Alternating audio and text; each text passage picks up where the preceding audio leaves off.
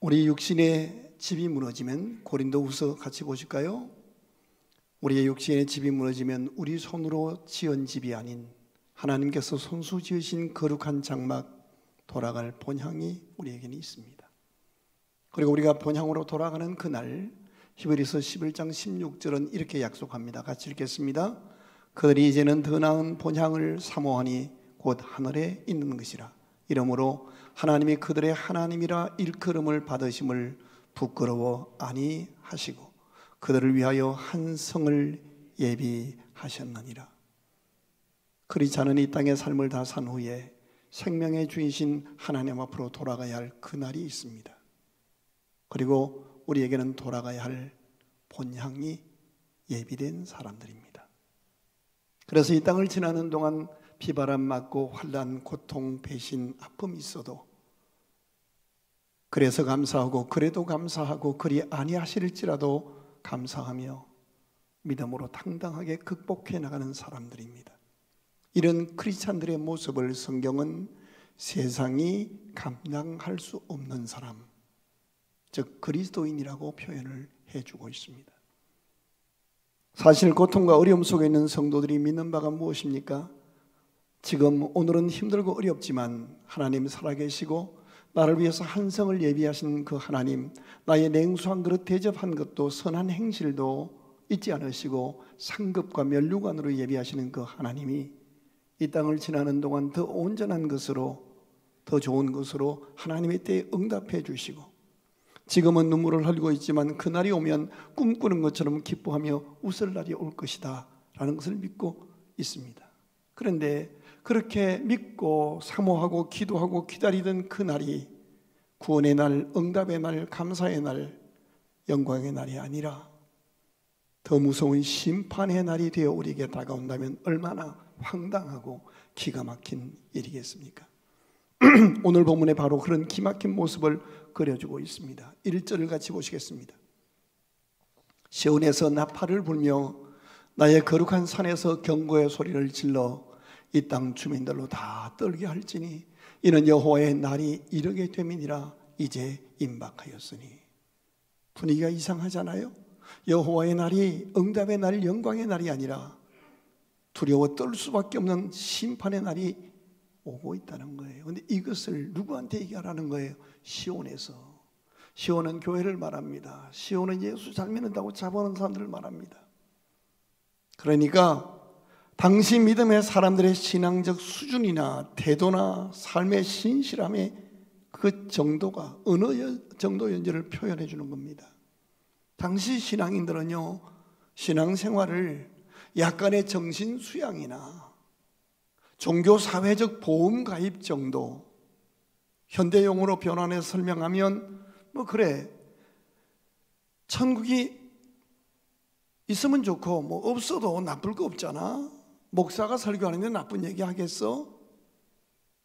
우리 헌법에도 종교신앙이, 종교의 자유가 있으니 신앙 하나쯤 가지는 건 나쁠 것이 없잖아 라는 정도로 종교 사회적 보험 가입 정도로 생각하면서 그렇게 신앙생활을 하다 보니까 가까이 있는 사람들이 그를 보면서 정말 저 사람이 하나님의 존재를 믿는 사람인가? 정말 저 사람이 자기 의로움을 믿지 않고 예수님의 은혜를 믿고 예수 그리스도를 믿고 구원받은 사람인가? 도무지 세상 사람과 구별된 모습을 찾아볼 수 없는 신앙생활, 하나님의 눈에 비친 그 당시의 신앙인들과 교회의 모습을 요엘서 1장 2절, 지난주에 설교했죠. 1장 2절에서는 뭐라고 표현했어요? 늙은 자들아 너희는 이것을 들을지어다. 그리고 계속 읽어보면 뭐라 그래요? 취한 자들아 그래요. 신앙생활을 오래 한 사람들, 직분자들을 향하여 가장 먼저 들어라 라고 경고의 말씀을 주시는 거예요. 너희 앞에 다가오는 날이 여호와의 날, 영광의 날, 응답의 날이 아니라 심판의 날이 올 것이야. 그러니 들어야 한다. 그리고 세월이 많이 흘러가서 어느 날 베드로 사도를 통해서 들려주시는 예수님의 말씀을 우리 같이 한번 보실까요? 베드로전서 4장 17절입니다. 같이 보겠습니다. 하나님의 집에서 심판을 시작할 때가 되었나니, 저를 주목하세요. 세상이 아니라 하나님의 집에서 하나님의 심판이 먼저 시작된다는 거예요. 그러면서 재미난 것은 계속 이어지는 표현입니다. 만일 우리에게 먼저 그렇게 심판하신다면 하나님의 복음을 순종하지도 듣지도 순종하지도 아니하는 자들의 그 마지막은 어떨까라고 얘기하는 거예요. 그러면서 그 죄인들은 어디에 서리요? 무슨 의미입니까? 그래도 믿음을 가지고 나름대로 신앙생활을 한다고 하는 사람들에게 먼저 하나님의 징계가 임하는 것이라면, 그 하나님의 존재 자체를 부인하고 그 사랑을 거절하고 자기 마음대로 살았던 하나님 없는 이방인들이야말로 하나님의 심판이 임할 때 그들이 어디에 설 수 있을까라는 표현입니다. 그러니까 하나님의 현재적인 징계가 하나님의 집에서 오래 믿은 사람들로부터 심판하는 것은 시작한다는 의미 속에는 신앙생활을 하고 있는 그들이 세상 사람보다 못하다는 것이 아니라 세상 사람들을 향한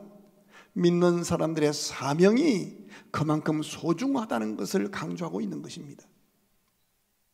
쉽게 표현하면 교회가 얼마나 성장했냐, 몇천 명이 모였냐, 몇만 명이 모였냐가 중요한 것이 아니라 그 교회가 하나님의 은혜로 모여든 성도들과 힘을 합쳐서 하나님의 기대, 하나님의 비전을 품고 교회의 본질적 사명, 교회의 그 도시에서의 지역적 사명, 교회의 시대적 사명, 교회와 교인들의 사회적 책임을 다 했느냐.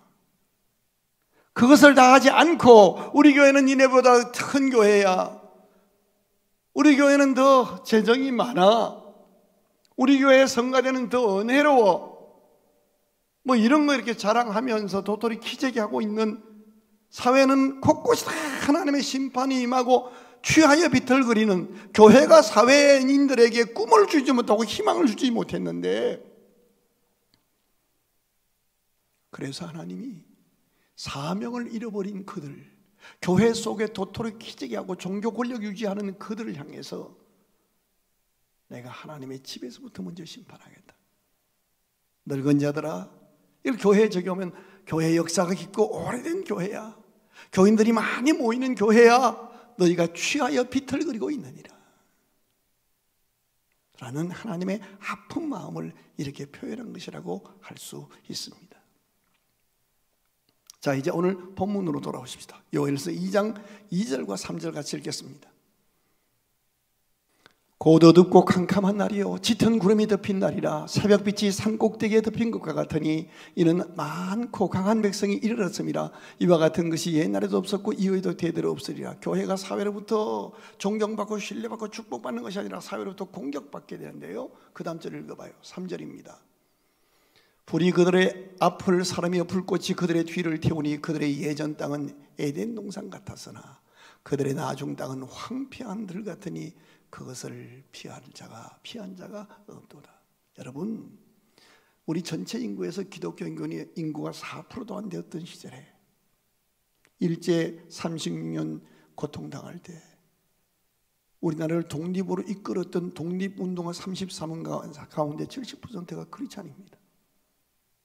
대한민국 헌법이 제정될 때, 재헌국회가 열릴 때 제일 먼저 한 일이 뭐예요?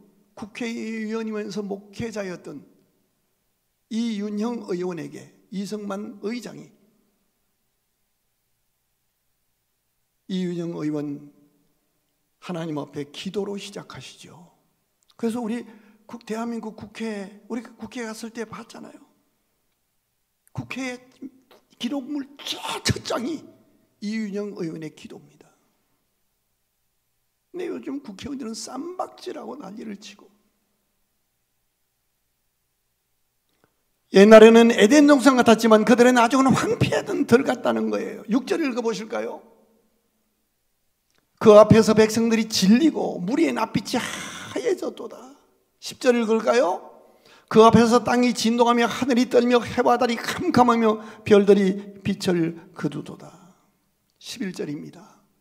여호와께서 그의 군대 앞에서 소리를 지르시고 그의 진영은 심히 크고 그의 명령을 행하는 자는 강하니 여호와의 날이 크고 심히 두렵도다. 당할 자 누구이랴. 하나님이 직접 내려오셔서 축복하시는 것이 아니라, 홍해를 열어주시고 길을 건너게 하시는 하나님이 아니라 소리를 지르시고 심판으로 찾아오시는 거예요. 아무도 당할 자도 피할 자도 없는 심히 두려운 날. 사랑하는 성도 여러분, 만약 우리가 어려움 속에서 나름대로 믿음으로 산다고 노력하며 하나님의 나라를 기대하며 애쓰고 살았는데 정작 그날이 되어서 보니 용서와 회복과 응답과 영광과 축복의 날이 아니라 본문의 말씀처럼 무서운 진노의 날이 되어서 우리에게 찾아왔다면, 어둡고 캄캄한 날, 짙은 구름이 낀 날이 됐다면 얼마나 기가 막히겠어요. 이런 모습이 된 이유가 뭐예요? 우연히 이렇게 된 거예요? 세속적인 표현으로 재수가 없어서 이렇게 된 거예요? 아닙니다. 분명한 이유가 있고 하루아침에 갑자기 이렇게 재앙이 임한 것이 아니라 한 걸음씩 한 걸음씩 그렇게 함몰되어 갔던 것입니다. 그리고 때가 된 어느 날 하나님이 그들을 돌이키시기 위하여 혹독한 피할 수 없는 현재적인 신앙의 매로 들고 찾아오신 겁니다.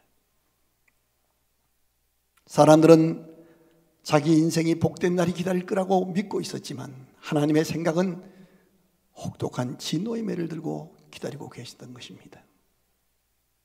오늘 본문이 기록될 당시 성도들의 모습은 사실 나름대로는 예배도 잘 드리고 있었습니다. 세상 사람들보다 특별히 나쁜 죄를 짓는 것도 아니었습니다.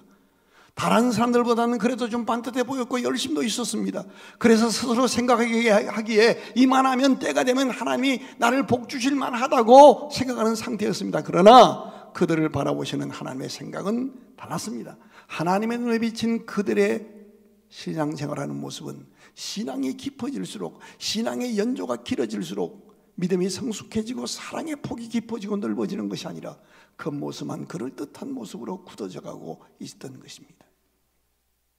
교회 생활은 열심히 하고 있는 것 같은데 점점 자기중심적으로 변해갑니다. 점점 이기적인 사람으로 변해갑니다. 더 비판적인 사람으로 변화되어 갑니다. 더 완고해집니다.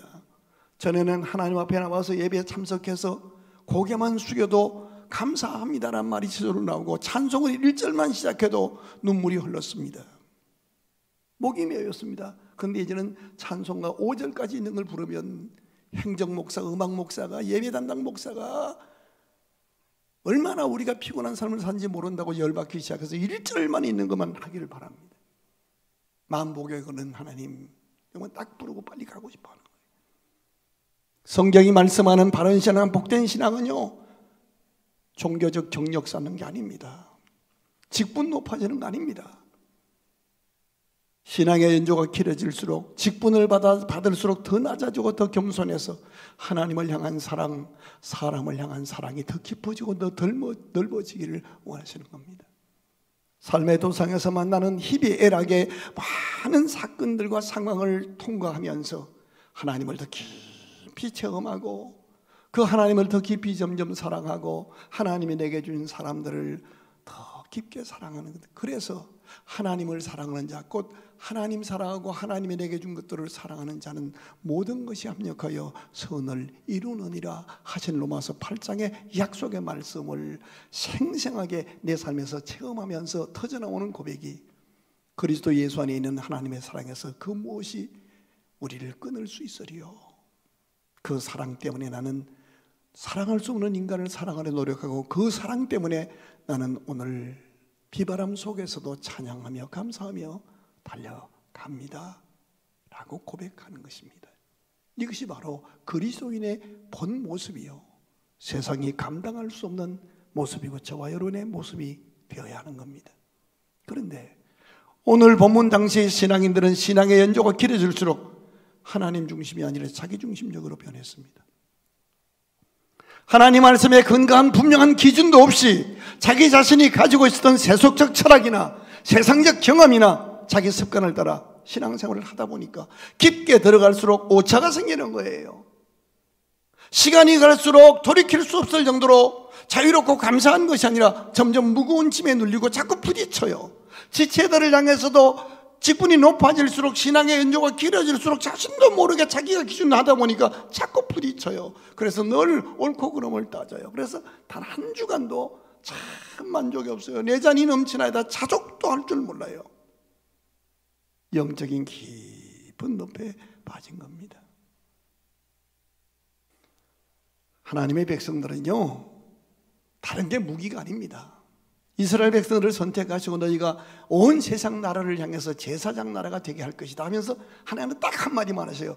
내 말을 잘 잘 듣고 준행하면 내가 너희와 함께하고 너희를 통해 어떤 강대한 나라에게도 축복의 통로로 너희가 쓰임받을 수 있도록 제사장 나라가 되게 할 것이야.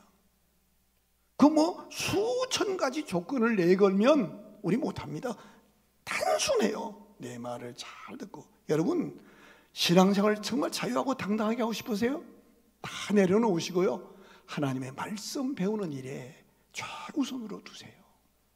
하나님의 백성들은 말씀을 배우고 듣는 일에 최우선으로 생각하고 그 말씀을 듣고 말씀대로 헌신하면 아무리 연약하고 모자랄지라도 하나님께서 반드시 설 자리, 쓰임받을 자리, 그 삶을 책임져 주십니다. 근데 자기가 말씀은 뒤로 하고 자기가 높아지면 바람에 나는 것처럼 한순간 사라지게 되는 겁니다. 자기 기준 자기 방법대로 고집하면 하나님께서 그 사람을 고치기 위해서 고난을 시리즈로 보내십니다. 저주가 아니라 그 사람을 바른 자리에, 있어야 할 자리에 있게 하기 위해서 고난을 시리즈로 보내셔요. 그래도 끝까지 고집하면 그 사람이 지금 누리고 있는 모든 것을 하루아침에 부수시든지, 기억하십시오. 하나님께서 교만해진 우리를 겸손으로 만드시는, 우리의 교만을 부수시는 방법은 하늘의 별처럼 수천 가지 방법을 가지고 계신 것을 기억하세요. 그렇다고 해서 하나님께서 우리 각 사람에게 완전을 요구하는 것 절대로 아닙니다. 아무도 하나님 앞에 완벽할 수 없습니다. 하나님께서 우리에게 원하시는 것은 정직함과 겸손함입니다. 하나님 앞에 자신의 모습을 정직하게 깨닫고 겸손하게 회개하면 반드시 회복시켜 주시고 아무도 건드릴 수 없도록 지켜주십니다. 겸손은 수십 가지 재앙을 막는 방패이자 천국의 문을 여는 열쇠입니다. 정직과 겸손은 자기만 사는 것이 아니라 주위 사람들까지 살려내는 축복의 열쇠입니다. 오늘 본문에서 이렇게 무서운 징계를 선포하시는 이유는 모든 백성이 자신의 참모습을 하나님 앞에 바르게 깨닫고 하나님 앞에 정직과 겸손을 회복하여 여호와의 날, 그날이 심판의 날이 아니라, 크고 두려운 날이 아니라 응답과 회복과 영광의 날이 되도록 하라는 하나님의 호소입니다. 여러분, 1년 50안주 예배 나오시면서 언제 한번 하나님 말씀을 부여잡고 진심으로 울며 내가 정말 신앙생활 잘못했구나 회개하신 적이 언제 있어요? 귀가 가려워서 그저 듣기 좋은 얘기만 자꾸 들으려고.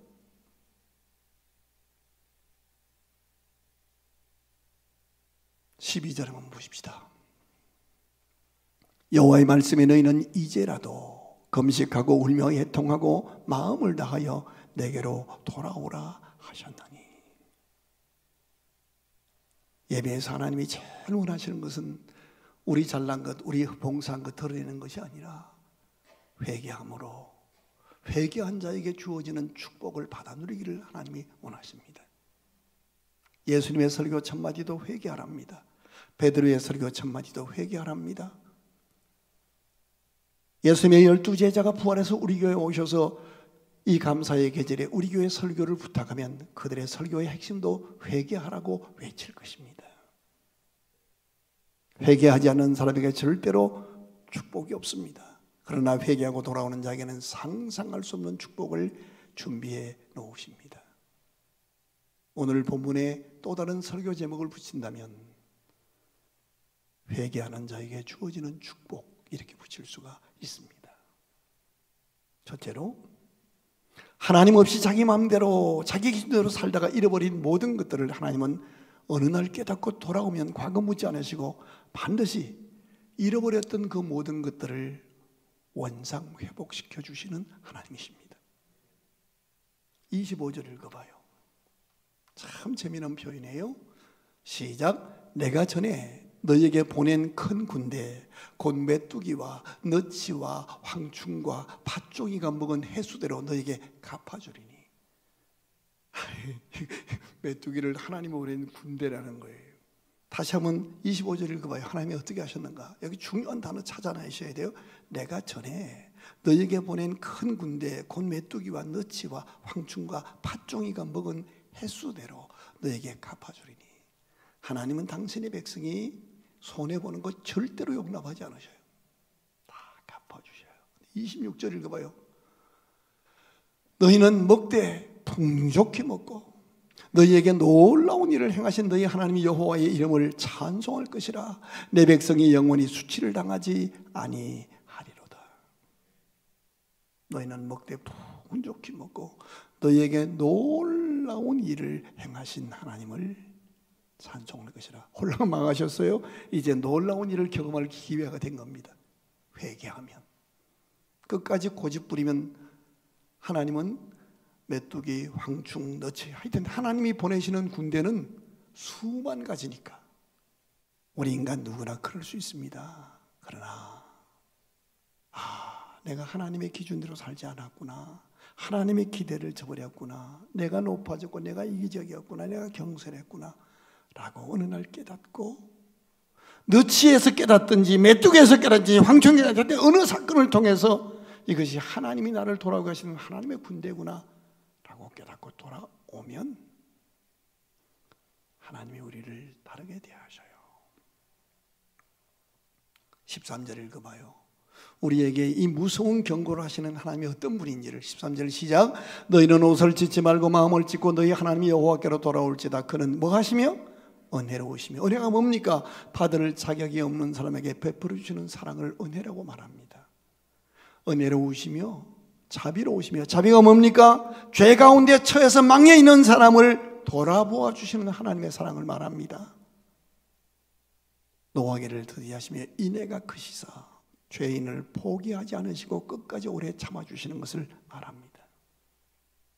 복받을 자격이 없는 우리들일지라도 매맞아야 할 인간이 되었다 할지라도 하나님은 우리를 기다리시고 돌아오면 회개의 축복을 안겨주시는 하나님이십니다. 그런데 그 하나님이 우리가 하나님께로 돌아올 때 제일 먼저 어떤 축복을 주신다고? 회개의 축복 첫째가요 14절이에요. 요거 잘 들으세요. 시작. 주께서 혹시 마음과 뜻을 돌이키시고, 이 혹시라는 말은 뭐 안 돌아 이런 게 아니고요, 너희가 언제든 돌아오면 그 뒤에 복을 내리사 너희 하나님 여호와께 소제와 전제를 드리게 하신다. 누가 알겠냐? 이 말은 반드시 드린다는 거예요. 누구도 알 수 있게 해주신다는 거예요. 소제와 전제가 뭐예요?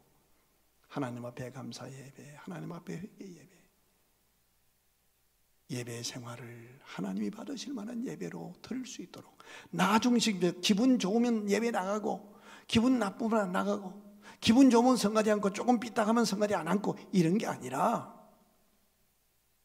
정말 하나님이 받으실 만한 예배의 은혜를, 예배의 축복을 회개하는 자에게 제일 먼저 주신다는 거예요. 여러분이 어느 교회에서 섬기다 우리 교회에 오셨는지 몰라요. 어느 도시다 살다 오셨든지 이 교회에서 여러분의 예배가 회복되셔서 예배를 통한 하나님의 용서와 회복과 하나님의 기대와 은혜가 충만해지는 예배의 복이 회복되기를 주의 이름으로 축원합니다. 내 영혼이 잘된 같이 그런 거예요. 교회 규모 상관없어요. 예배가 살아있어야지요. 그렇게 되고 나면 두 번째 회개의 축복이 있어요. 18절 읽어봐요. 그때에 여호와께서 자기 땅을 극진히 사랑하시어 그의 백성을 불쌍히 여기실 것이라. 우리가 망가뜨린 땅을 자기 땅이라는 거예요. 여러분이 교회에서 시험 들어서 교회를 막 욕하고 죄를 뿌렸어요. 그런데 하나님은 우리 보고 내가 죄 뿌린 그 교회를 지극히 사랑하신다는 거예요. 망가뜨린 가정, 망가뜨린 건강, 망가뜨린 교회, 망가뜨린 사업체, 그것을 하나님이 극진히 사랑하셔요. 자기 땅, 자기 백성을 불쌍히 여기시고, 때문에 우리가 우리 자신 학대하지 말아야 돼요. 우리가 살고 있는 형편 함부로 편론하지 마세요. 하나님이 지극히 사랑하셔요. 이번 11월에 하나님이 여러분을 이 도시로 이끄셔서, 이 도시로 이끄심이, 이 교회로 이끄심이 여러분을 하나님이 지극히 사랑하시는 사랑인 줄을 깨닫기를 주의 이름으로 축원합니다. 그 다음 19절입니다. 이제 이렇게 되고 나면 그때 드디어 하나님이 주시는데, 시작. 여호와께서 그들에게 응답하여 이르시기를 내가 너희에게 곡식과 내 새 포도주와 기름을 주시니 너희가 이로 말미암아 흡족하리라. 여기 중요한 단어가 여호와께서 응답하여라는 단어입니다. 응답으로. 우리가 잘나서가 아니에요. 예배가 회복되고 나니까, 하나님의 지극한 은혜를, 사랑을 받고 나니까 깨달았어요. 그러니까 이제 기도가 터져나와요. 물질의 복인데요, 내가 사업을 경영 잘하고 내 머리가 싹싹 돌아가고 그래서가 아니라 기도의 응답으로 물질의 번영을 주시는데, 북쪽에서 온 군대까지 다 멀리 떠나게 나를 공격하던 인간들을 다 정리해 주시겠다는 거예요. 그 앞에 부대는 동해로, 그 뒤에 부대는 서해로, 그렇게 막 사방에서 우리를 공격하던 그 왼수 같은 인간들을 정리해 주신다는 거예요. 근데 중요한 거는요, 21절 22절이에요. 같이 읽어요. 시작. 땅이여 두려워하지 말고 기뻐하며 즐거워할지어라. 여호와께서 큰 일을 행하셨습니다. 22절. 들짐승들아 두려워하지 말지어다. 들에 풀이 싹이 나며 나무 열매가 맺으며 무화과 나무와 포도나무가 다 힘을 내는도다. 여기 다 힘을 내는도다 줄 쳐놓으세요. 아까 하나님의 응답으로 물질의 번영이 오고 힘을 내는 거예요. 그 다음에 23절을 읽어봐요. 같이 읽어요. 23절 시작. 시온의 자녀들아 너희는 너희 하나님 여호와로 말미암아 기뻐하며 즐거워할지어다. 그가 너희를 위하여 비를 내리시되 이런 비를 너희에게 적당하게 주시리니 이런 비와 늦은 비가 예전과 같을 것이라. 이런 비와 늦은 비를 적당한 때에 주시는 거예요. 그랬더니 24절 그 표현을 이렇게 해요. 마당에는 밀이 가득하고 독에는 새 포도주와 기름이 넘치리로다. 회개의 축복이 이거예요. 먼저 예배를 회복시켜 주시고 하나님의 지극한 사랑을 깨닫게 해서 자기를 학대하거나 포기하지 않게 하셔요. 그리고 때가 되었더니 기도했던 제목들을 응답으로 다 힘을 내고 이른 비와 늦은 비를 적당히 주셔서 넘치게 하시는 하나님이세요. 다시 응답으로 다 힘을 내는 거예요. 내가 남편을 놓고 기도했더니 남편이 어느 날 힘을 내요. 낙심한 자녀를 놓고 기도했더니 낙심한 자녀가, 낙심한 구역원, 실패한 구역원, 좌절하는 구역원을 놓고 목자가, 구역장이 기도했더니 어느 날 하나님이 그에게 힘을 내게 하셨어요. 제가 힘이 없어 보여요. 여러분이 저를 위해 기도했더니 제가 어느 날 힘이 나는 거예요.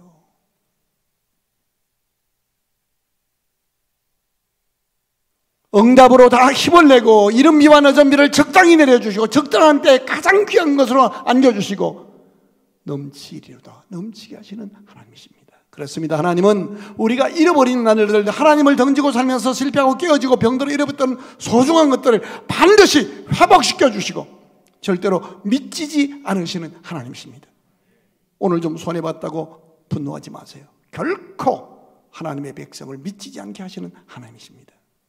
너희에게 놀라운 일을 행하신 그 하나님을 찬송하게 할 것이라. 이곳 이 성전에 올라와 예배드린 우리 모두에게 이 하나님의 약속이 그대로 성취되어 하나님의 사랑을, 지극한 사랑을 생생하게 체험하는 우리 모두가 될 수 있기를 바랍니다. 이 절절한 하나님의 부르심 앞에 우리가 해야 할 결론이 있습니다. 마음을 짓지 말고, 옷을 찢지 말고 마음을 찢고 하나님께로 돌아오라. 회개하십시다. 뭐 때문에 누구 때문이라고 좀 제발 탓하지 마십시다. 회개하되 15절에 보면 교회에서부터 회개하자는 겁니다. 교회 생활부터 회개하자. 그리고 16절에 보면 모든 가족들이 함께 회개하자. 심지어 젖먹이와 소아와 젖먹는 아이도 유아가 무슨 죄가 있어요. 그런데 함께 회개하자는 겁니다. 그리고 제일 중요한 것은 17절이 오늘 결론입니다. 17절 같이 읽어요. 여호와를 섬기는 제사장들은 낭실과 제단 사이에서 울며 이르기를 여호와여 주의 백성을 불쌍히 여기소서. 저를 주목하세요. 지난주에 이거 한번 했었죠. 낭실과 제단 사이에서. 에스겔서 8장에 보면 그 당시 제사장 지도자들이 뭔 짓을 했는지 아세요? 낭실과 제단 사이에서 애굽 우상을 섬기고 있었어요. 교회 와서 성가대에 앉아있는데, 교회 와서 당회에 앉아있는데 생각 속에는 돈밖에 없어요. 생각 속에는 자기의 의의를 드러내고 자기가 인정받는 것밖에 없어요. 40만 영혼 구원, 민족 구원, 선교 관심이 없어요. 자기 우상이 꽉 차 있었어요.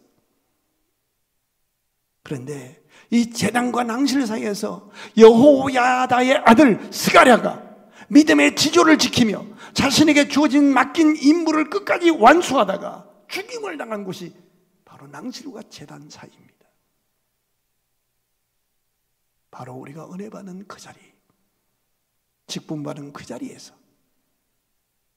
높아져서 판단자 노릇 제발 하지 말고 죄된 백성과 하나님의 사이에 서서 사람들을 지적질하는 손을 거두고 그들을 품에 안고 하나님께 울며 기도하는 사랑의 중보자가 되기를 원하시는 겁니다. 교회에 오셔서 낭실과 제단 사이에 서십시오. 제단 위에 올라가 하나님인 것처럼 자신의 생각이 차고 완벽한 것처럼 그렇게 올라가지 마십시오. 우리는 죄인입니다. 나만큼 바르게 못 산 사람 함부로 정죄하지 마십시오. 그들을 안고 하나님 앞에 들어가 우려할 사람, 그 사명을 받은 것이 저와 여러분입니다. 여호와여, 내 남편을, 내 가족을, 내 자녀를, 내 교인들을 불쌍히 여겨 주옵소서. 이방인들이 다스리지 못하도록 하나님이여 다스려 주옵소서. 그때 그 제사장 지도자들의 눈물을 보시고 어떤 일을 이루시겠다는 겁니까? 18절이 해답입니다. 그때에, 그러니까 가정 지도자, 가장이, 직장 지도자, 사장이, 교회 지도자, 목사와 장로가 제단과 낭실 사이에서 울고 기도하면 그때에 여호와께서 자기의 땅을 극진히 사랑하시어 그의 백성을 불쌍히 여기실 것이라. 그래서 응답하셔서 힘을 잃었던 그들이 다 힘을 내고 이른비와 늦은비를 적당히 내려주셔서 풍성하게 하시고 넘치게 하시겠다고 약속합니다. 우리 모두가 광주라는 이 땅에서 제단과 낭실 사이에서 하나님 앞에 이 도시 40만 영혼을 품에 안고 한국의 5만 교회, 이번 코로나 3년 동안 한국 교회가 15,000교회가 문을 닫았대요.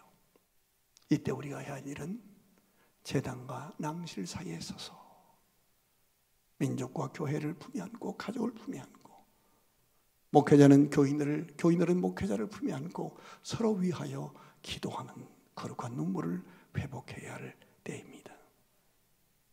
당신의 제단과 낭실 사이는 어디입니까? 오늘은 이 교회, 내일은 저 교회, 그렇게 방황합니까? 응답의 역사는 없을 겁니다.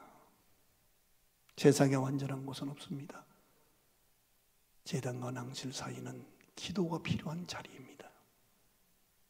그 자리에 다시 서십시다. 거룩한 눈물과 사랑을 회복해서 회개하십시다.